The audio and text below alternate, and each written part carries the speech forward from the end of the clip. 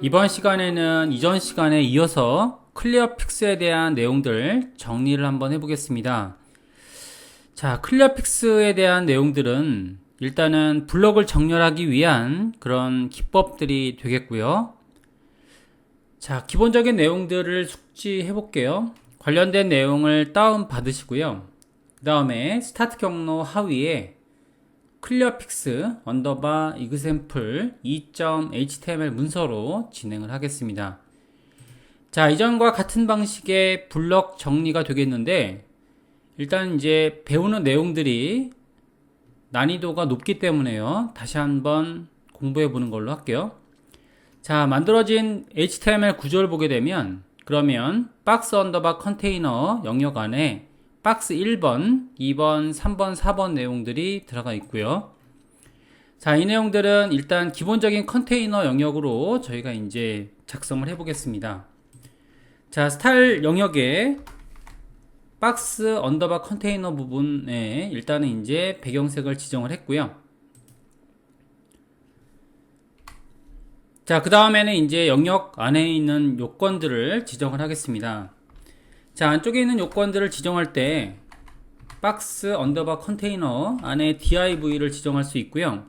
자, 이런 기법들은 하위에 있는 박스 1번, 2번, 3번, 4번 클래스들을 지정할 수 있습니다. 자, 해당 영역들을 정의할 때 이전의 예제에서는 자, 위드에 대한 크기를 100픽셀로 지정시켰고요. 그 다음에 하이트 100픽셀, 자, 백그라운드 컬러는 파란색으로 정의했죠. 자, 이렇게 만들게 되면 일단은 이제 정의된 덩어리들이 이렇게 보일 것 같은데요.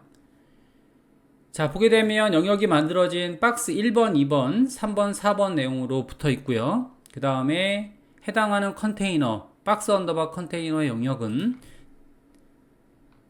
옅은 회색으로 진행이 되고 있는데요. 자, 여기에 대한 이런 영역을 지정할 때 일반적으로 속성 값을 이용한 방법들도 가능하죠. 그래서 이제 보게 되면 자, 안쪽에 자, div 요건이면서도요, 이렇게 클래스 내용이 지금처럼 이렇게 속성 선택자를 사용하게 돼도 지정이 된다라는 거 이전에 이제 잠깐 말씀드린 적이 있었고요. 자, 여기 안에 들어가 있는 이런 속성 선택자는 박스에 대한 이런 선택 방법이 되는 거죠. 그래서 박스로 시작하는 요건들을 지정할 수 있는 그런 방법이 되겠습니다. 자, 이후에 두 개의 요건에 대해서 한번 플롯 처리를 한번 해볼게요. 박스 언더바 컨테이너 안쪽에 자, 클래스 이름으로 지정해서 박스 1번과 그리고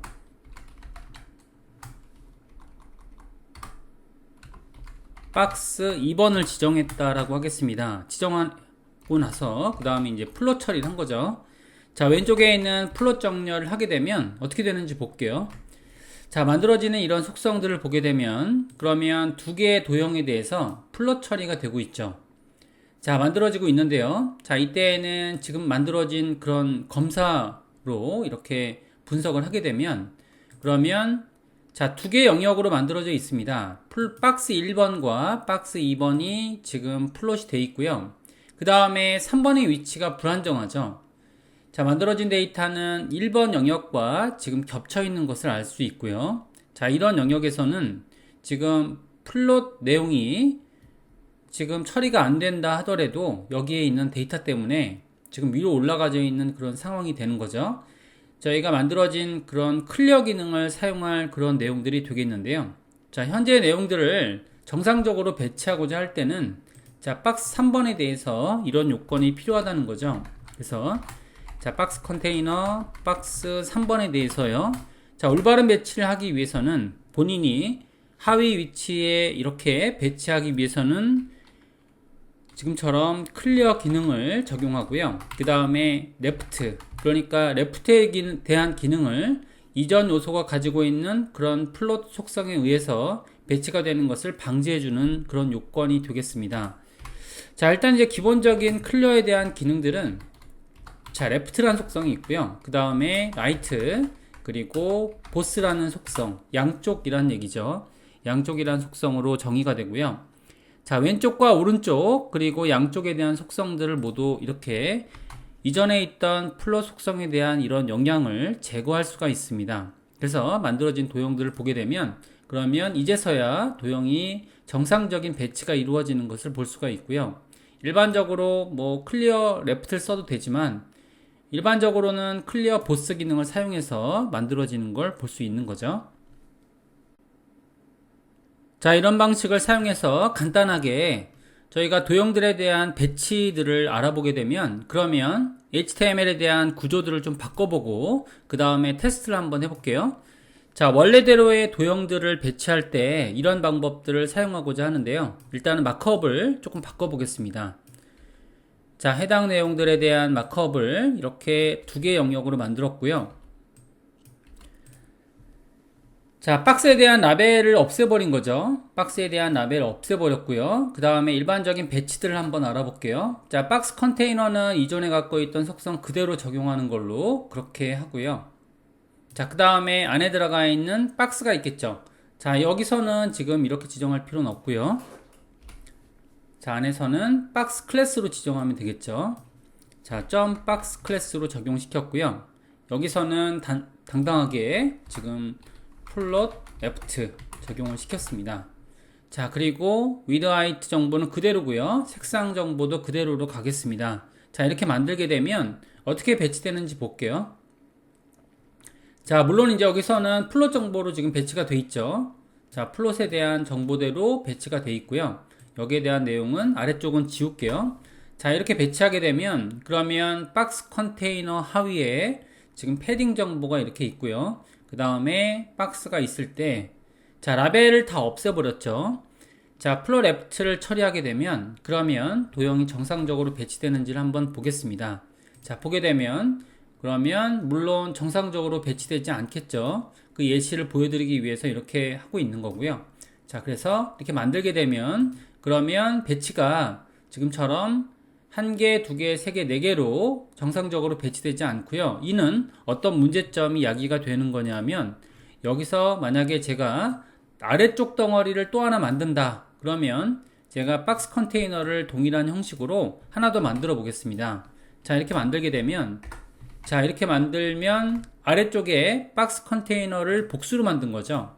이런 식으로 자, 복수로 제작을 하게 되면 그러면 정상적으로 배치가 되질 않습니다. 그래서 해당 도형은 의도된 그런 것으로 보게 되면 이 박스 컨테이너 하위에 또 다른 박스 컨테이너가 있는 거거든요. 이렇게 해당하는 도형을 아래쪽으로 배치하고자 할 때는 자, 이런 원리로 배치하고자 할 때는 지금처럼 방법적인 것이 필요하죠. 그래서 저희가 이것을 보통 클리어 픽스라고 합니다.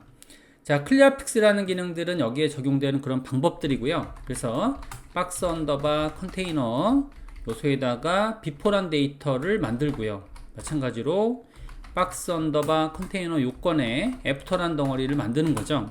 자, 만들어 놓고 일단 이제 도형에 대한 요건을 컨텐트에 대한 것은 이전에 말씀드린 것처럼 가상의 요건으로 만들고요. 그 다음에 디스플레이는 덩어리 요건을 주기 위해서 블럭으로 만들고요. 자, 여기까지만 만들면 그러면 이제 전 요소나 이후 요소가 만들어지긴 합니다. 자, 개발자 모드로 보시게 되면 그러면 자, 지금처럼 자, 해당하는 요건을 저희가 확인을 한번 해볼게요. 자, 이렇게 눌러보게 되면 그러면 요건이 지금 만들어지긴 했죠. 자, 전에 요건이 만들어졌고요. 그 다음에 이후의 요건이 만들어졌는데 자, 도형이 꽉 차 있지 않다 보니까 정상적인 배치는 아직까지 안 되고 있습니다. 그래서 마지막 요건에다가 저희가 클리어란 요건을 만들면 자, 클리어란 요건은 일반적으로 레프트를 쓰면 되겠지만 일반적으로 보스 방식으로 양쪽의 방법을 모두 취하고 있기 때문에요. 자, 이전에 가지고 있던 그런 도형에 대한 플롯 속성을 현재 요소에 지속하지 않겠다라는 그런 얘기죠. 자, 이렇게 하게 되면 그러면 정상적인 도형으로 배치가 되고요. 다시 한번 개발자 모드로 한번 보게 되면 자, 지금처럼 자, 현재 요건은 이게 지금 플롯이 되어 있는 요건이죠. 여기서 독립적인 그런 배치를 이루겠다는 의미로 클리어라는 기능을 적용하는 거고요.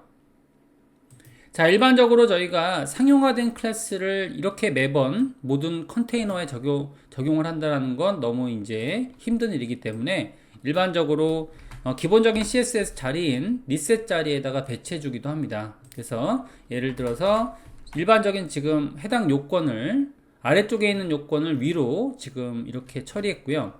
자, 해당 요건들은 일단 클리어픽스라는 이런 어떻게 보면 고유 명사처럼 쓰이고 있는 클래스를 사용을 하고요. 클리어픽스라는 방법으로 고유 명사처럼 쓰는 거죠. 자, 이렇게 사용을 하게 되면 물론 이렇게 만들게 되면 적용이 안 되겠죠. 자, 이렇게 하게 되면 적용이 되지 않을 겁니다. 자, 그래서 여기서 보게 되면 지금처럼 만들어진 내용을 쓰게 되면 물론 여기에는 클리어픽스라는 내용이 들어가 있지 않기 때문에 클래스 내용이 적용이 안 되겠죠. 그럼 현재도 깨져 있는 상태가 되고요.